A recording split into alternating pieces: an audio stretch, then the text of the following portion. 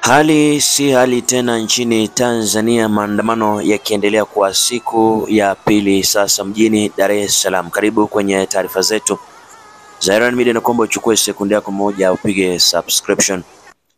Polisi katika mji wa Dar es Salaam nchini Tanzania wamefyatua risasi na vitoa machozi siku ya Alhamisi kutawanya waandamanaji waliorejea barabarani siku moja baada ya uchaguzi uliogubikwa na maandamano yenye vurugu. Kwa mujibu wa chombo cha habari cha Reuters, maandamano yalizuka mjini Dar es Salaam na miji mingine kadhaa wakati wa upigaji kura siku ya Jumatano, huku waandamanaji wakilalamikia kukamatwa kwa viongozi wakuu wa upinzani na kuzuiliwa kushiriki katika uchaguzi wa urais, mbali na madai ya ukandamizaji wa wakosoaji wa serikali.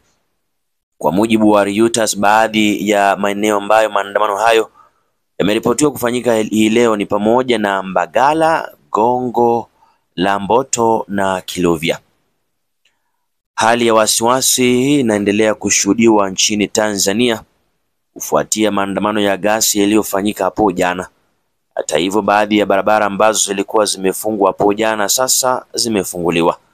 Baadhi ya raia ambao walikuwa wamekwama kutokana na maandamano yaliyosababisha amri ya kutotoka nje kuwekwa hapo jana wamefanikiwa kufika makwao.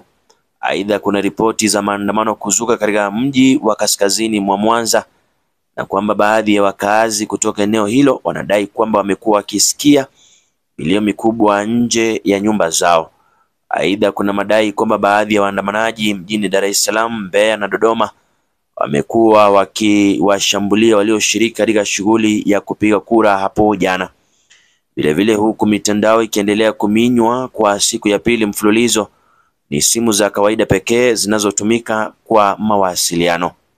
Tanzania inaendelea kushuhudia siku ya pili kukatwa kwa mtandao, hatua ambayo imefanya mawasiliano kuwa changamoto.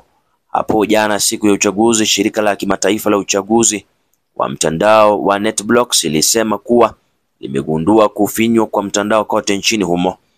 Imethibitishwa takwimu za mtandao wa moja kwa moja zinaonyesha usumbufu wa kitaifa kwa kuunganishwa kwa mtandao nchini Tanzania siku ya uchaguzi. NetBlocks iliandika katika mchapisho kwenye vyombo vya habari vya kijamii. Tatizo la ukosefu wa mtandao limeathiri pia wafanya biashara wanaoendesha shughuli zao kwa njia hiyo. Hata hivyo, hii si mara ya kwanza Tanzania kukutana na tukio kama hili, ikikumbukwa pia uchaguzi wa mwaka 2020 mtandao wa X uliweza kufungwa.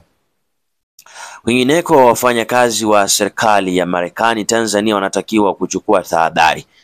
Wafanyakazi wa serikali ya Marekani wanaoishi nchini Tanzania wameshauriwa kuchukua tahadhari na kujilinda kufuatia ghasia na maandamano yaliyoripotiwa nchini humo.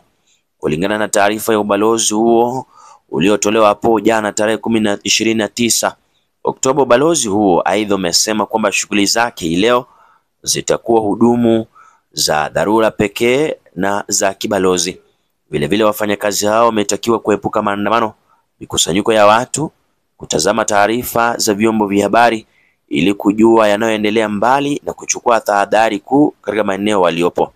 Hatua hiyo inajiri kufuatia maandamano yaliyofanyika hapo jana, wakati ambapo upigaji kura ulikuwa unaendelea. Raia wa Tanzania hapo jana walipiga kura kumchagua rais, wabunge na madiwani, licha maandamano hayo yaliyofanywa na vijana.